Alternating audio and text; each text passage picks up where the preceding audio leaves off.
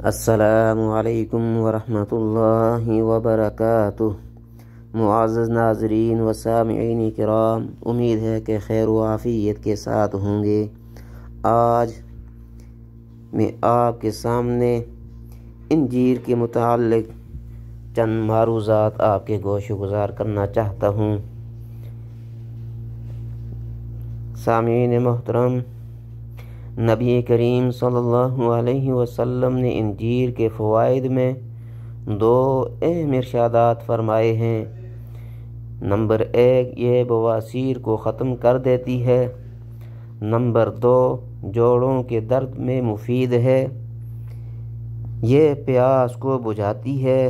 اس کا گودا بخار کے دوران مریض کے منہ کو خشک نہیں ہونے دیتا۔ پرانے قبض کا بہترین علاج ہے۔ آنتوں سے قولنج اور سدوں کو دور کرتی ہے۔ بڑھے ہوئے پیٹ کو گھٹاتی ہے۔ انجیر کھانے سے حیض کے خون میں اضافہ ہوتا ہے اور دودھ زیادہ پیدا ہوتا ہے۔